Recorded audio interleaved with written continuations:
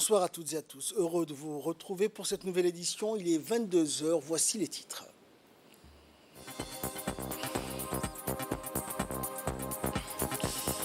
La NPH et l'ANSSI ont organisé en collaboration un atelier sur la transformation numérique.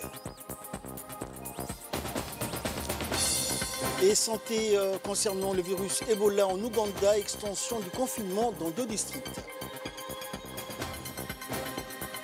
Voilà pour les titres, bonsoir à tous. Le projet de loi portant ratification de l'accord de financement concessionnel pour le projet de réduction des risques d'inclusion et de valorisation des économies pastorales dans la Corne de l'Afrique, transmis le 14 novembre dernier par la conférence des présidents de l'Assemblée nationale, a été examiné aujourd'hui par la Commission des affaires étrangères. La réunion conduite par le président de la Commission, le député Abdelrahman Awale, s'est déroulée en présence des parlementaires et du ministre de l'Agriculture, Mohamed Ahmed Awale. Au terme d'un dialogue axé principalement sur l'agropastoralisme et le financement extérieur, le projet de ratification précité est transmis avec l'avis favorable de la Commission pour adoption en séance publique.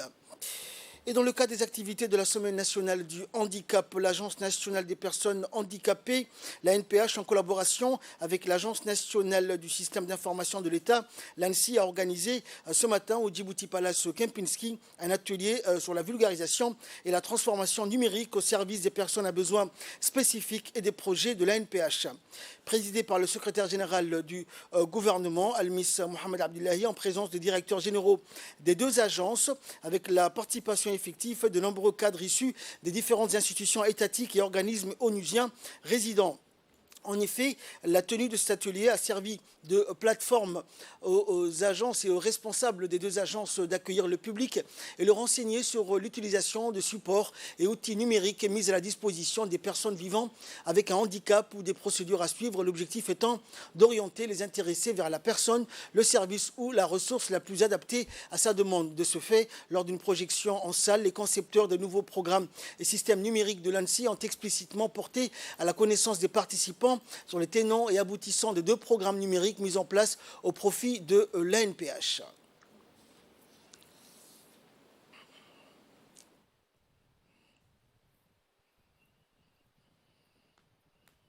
Connectivité est un grand chantier prioritaire pour le gouvernement de Djibouti qui a consacré l'axe 2 du plan national de développement Djibouti ici à cette thématique.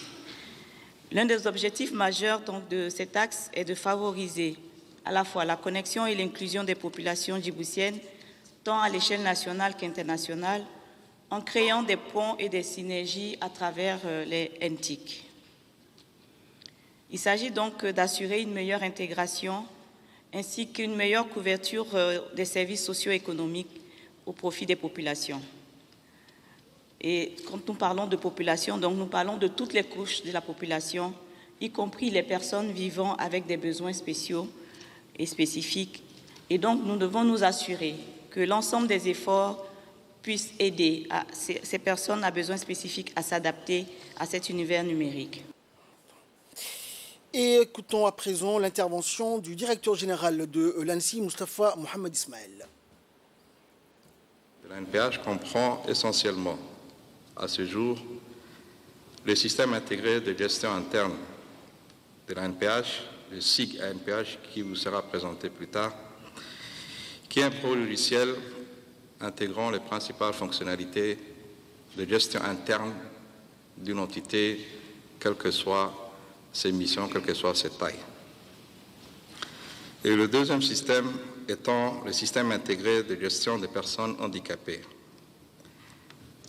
Le système de gestion intégrée de l'ANPH permet l'automatisation de tous les processus de gestion interne, tant au niveau de la gestion des ressources humaines qu'à la comptabilité, qu'au traitement des matériels de la logistique et ainsi le suivi des programmes et des projets en cours à l'agence.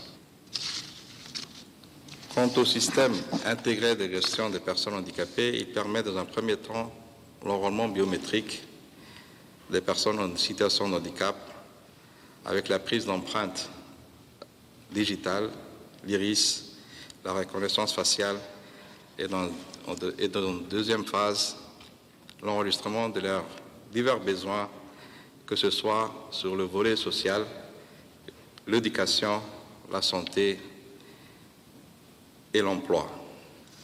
Le système intégré de gestion des personnes handicapées permet de manière non exhaustive l'informatisation, l'enregistrement, le traitement et le suivi des dossiers des personnes handicapées. La mise en œuvre d'une plateforme collaborative permettant la modification, la consultation, la variation et transmission des dossiers intra-agences, l'apportation des données existantes des personnes handicapées et autres partenaires de l'ANPH.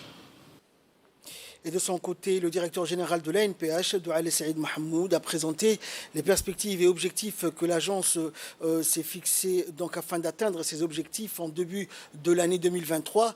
Il s'agit, a indiqué le directeur général, des programmes donc, et projets axés sur la continuité de la transformation numérique des activités de l'ANPH.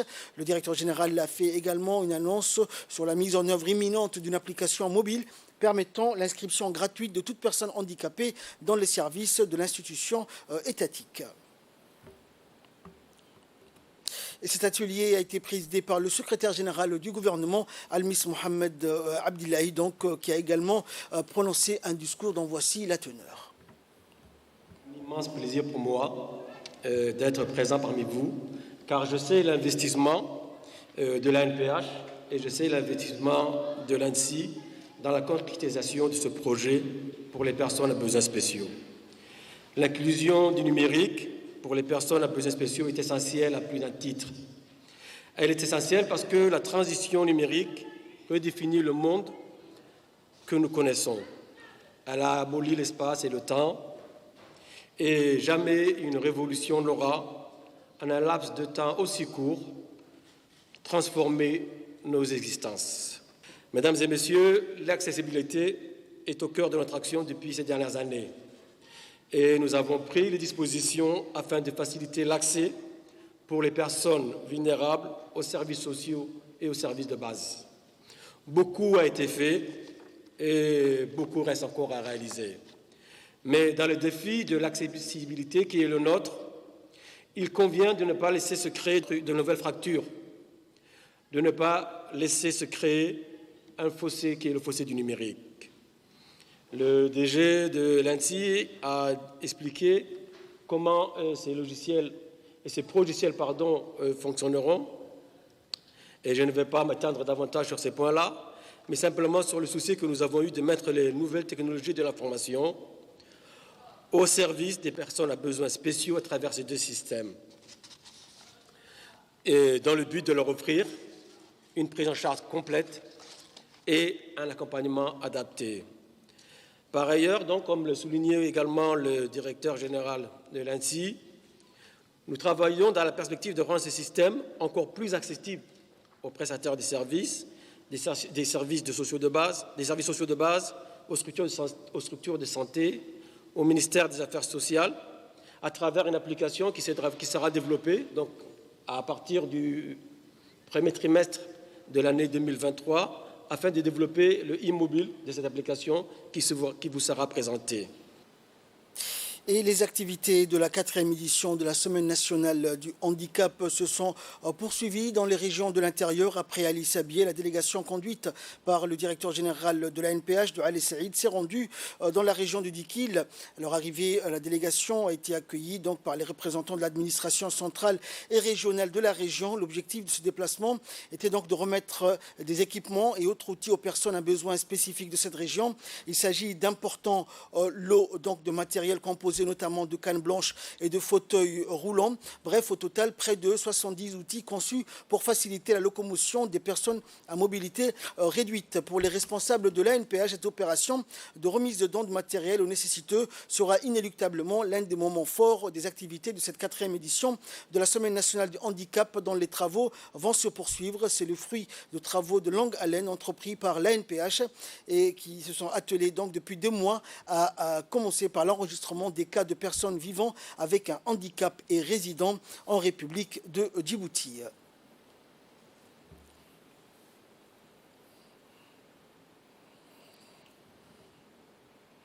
Activités similaires, notamment comptant pour la Semaine nationale du handicap, cette fois-ci dans la région de Tadjoura. La mission donc diligentée par le directeur général de l'ANPH, Douali Saïd, et conduite par son directeur administratif et financier, a procédé donc à la remise d'importants lots de matériel également destinés aux personnes handicapées donc enregistrées par l'ANPH. Il s'agit d'importants lots de matériel composé de fauteuils roulants, de béquilles, de motos simples ou commerciales. Et cette opération donc de remise de dons de matériel sera l'un des moments forts des activités de cette 4e édition de la Semaine nationale du handicap.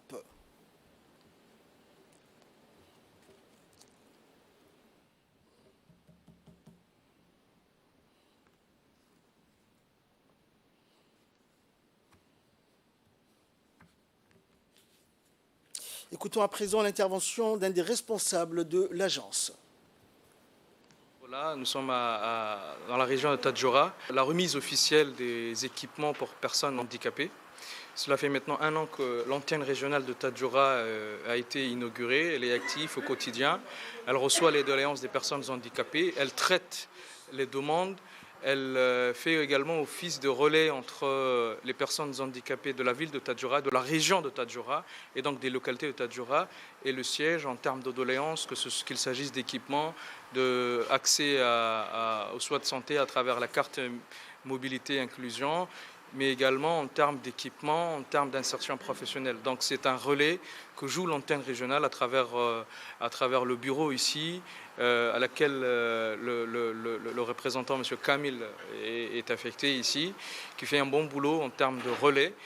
Donc nous sommes très heureux d'être avec vous aujourd'hui pour la remise officielle des équipements qui sont basés sur les demandes et les doléances qui nous sont parvenues en fonction des besoins spécifiques de tout un chacun. Dans l'actualité également, la Salam Tower a accueilli ce dimanche une cérémonie de lancement du programme international de formation en évaluation du développement. Ce programme bénéficie d'appui d'acteurs majeurs, à savoir le gouvernement du Canada et le groupe indépendant d'évaluation de la Banque mondiale. Cette initiative émane de l'École nationale d'administration publique, qui est une université francophone en Amérique du Nord, pour appuyer les administrations publiques francophones à remplir leur mission et à atteindre leur objectif stratégique. Djibouti étant le seul pays francophone dans la Corne de l'Afrique, va tirer profit de ce programme international de formation en évaluation du développement, en maîtrisant le développement et la perfection donc de la discipline d'évaluation. Cette cérémonie a été présidée par le commissaire au plan et coordinateur national de l'UCEP, Amaré Ali, et a vu la participation de la représentante de l'UNICEF et du président de l'ADE, ainsi que des experts en suivi et évaluation venus de l'ENAP du Québec et des bénéficiaires. De vous recevoir aujourd'hui et vraiment c'est pour moi un immense plaisir de vous saluer au nom de l'École nationale d'administration publique du Québec et de vous accueillir aujourd'hui pour le lancement de notre programme international de formation en évaluation du développement, le PIFED. Vous savez, l'ENAP est la seule université francophone en Amérique du Nord spécialisée en administration publique. Nous avons d'ailleurs célébré il y a quelques années nos 50 ans d'existence. Notre école a développé au fil des ans une véritable expertise dans le transfert de connaissances et de compétences en matière de gestion publique, au Québec bien sûr, mais ailleurs dans la francophonie également. Et je propose à présent de suivre les interventions du président de l'association ADE et de la représentante de l'UNICEF à Djibouti. Cette formation est faite pour une deuxième fois à Djibouti, constitue pour nous, pour notre association, un événement important à double titre. D'abord, elle s'inscrit dans la droite ligne du plan stratégique de l'association qui prévoit de renforcer les capacités techniques des partenariats publics et des organisations de la société civile à travers des séries de formations sur mesure dans le domaine de l'évaluation. À cet égard, elle constitue une action qui contribuerait certainement au renforcement des capacités techniques d'un noyau d'experts djiboutiens en matière de l'évaluation. Cet atelier, nous l'espérons, est le premier d'une série qui permettra aux participants et participantes de compléter à terme une certification en évaluation du développement offerte par l'ENAP. En ce mois de novembre 2022, l'UNICEF Djibouti, pour la première fois de son histoire, a signé un mémorandum d'entente avec l'UNAP Canada en vue de la réalisation de la présente formation. Ceci démontre, d'une part, l'importance qu'accorde l'UNICEF à la promotion des capacités nationales dans les domaines d'évaluation et d'autre part aussi également son engagement pour offrir des formations de haut niveau en vue d'accomplir cet objectif. Et l'UCEP, qui est une unité de suivi de l'exécution des politiques publiques prioritaires, un levier rattaché à la primature pour la promotion de la culture de l'évaluation au service du développement. Écoutons pour plus de précision le commissaire au plan, également coordinateur national de l'UCEP, Amar Ali Saïd. Honoré que satisfait, car cette formation en évaluation très prisée qui fait déplacer chaque année au lointain du Canada des dizaines de candidats de divers horizons, en ce moment transportés à Djibouti et sera offerte gratuitement à une trentaine de cadres de notre administration durant 2 semaines.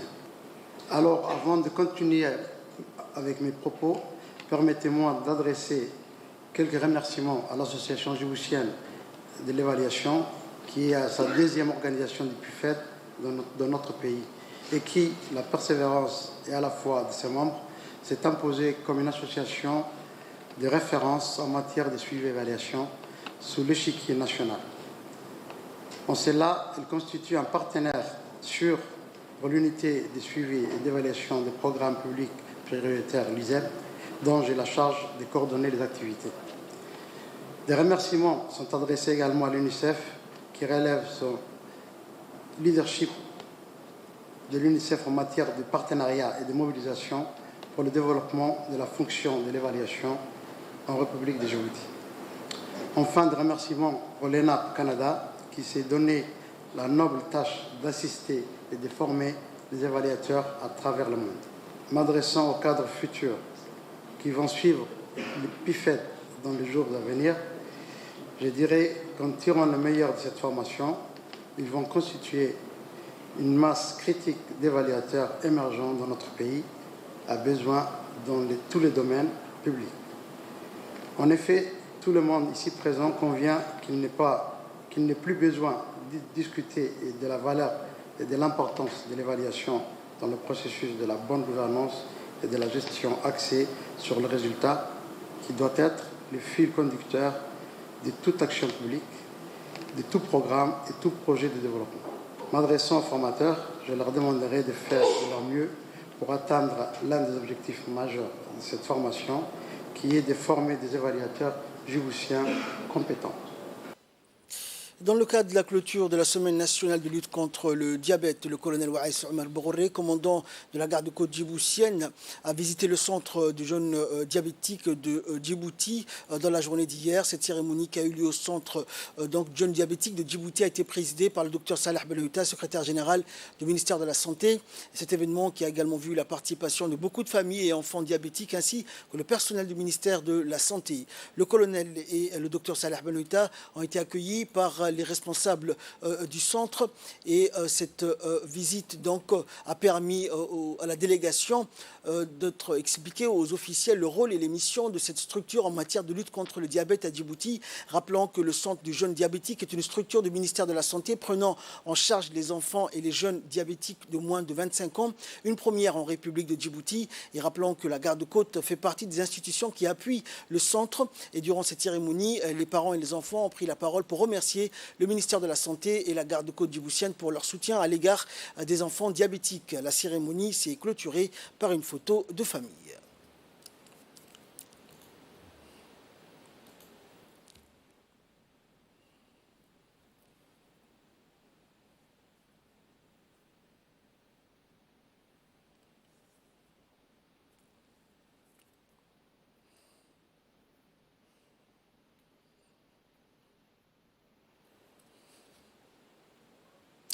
Et suivant pour plus de précision l'intervention du secrétaire général du ministère de la Santé.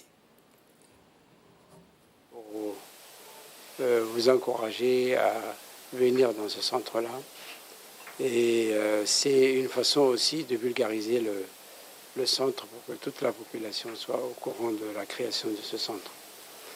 À cette occasion, je voudrais remercier le colonel Waïs qui a beaucoup contribué au développement de ce centre et, en matière de personnel et de soutien matériel. Ceci dans le cadre de l'amélioration en général de la santé de la population promue par le gouvernement et le président de la République.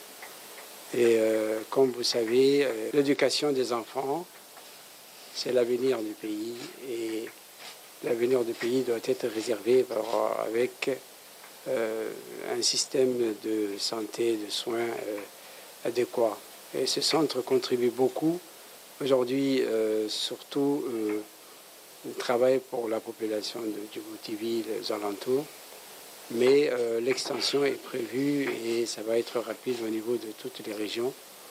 Et ce centre va devenir un centre national de prise en charge des jeunes diabétiques jusqu'à 25 ans. C'est un très grand progrès parce que jusqu'à maintenant, on n'avait pas un endroit où s'adresser ou adresser les enfants. De façon prioritaire, ils étaient fondus dans les autres populations. Et cela a impacté beaucoup la prise en charge de ces enfants. Donc je vous encourage à venir à ce centre régulièrement, à la famille, de suivre l'éducation des enfants et également de prendre vraiment toutes les mesures hygiéniques et nutritionnelles pour que, en plus de traitement, pour qu'ils suivent le régime diabétique. Et enfin, en Ouganda, le président Yoweri Museveni a imposé hier une nouvelle extension de 21 jours du confinement dans 2 districts situés à l'épicentre d'une épidémie d'Ebola qui a fait 55 morts, tout en soulignant que sa propagation était en voie d'enrayement. Depuis que l'épidémie a été déclarée le 20 septembre dernier, Ebola s'est propagé et a atteint la capitale Kampala, bien que les autorités sanitaires aient annoncé cette semaine une baisse du nombre de cas. Les 2 districts centraux au cœur de l'épidémie, Mubende et Kassanda, ont été placés sous confinement pendant 21 jours le 15 octobre dernier. L'épidémie a fait 55 morts pour 141 cas selon le ministère ougandais de la Santé. Fin de cette édition. Merci de nous avoir suivis. Excellente soirée sur Télé Djibouti.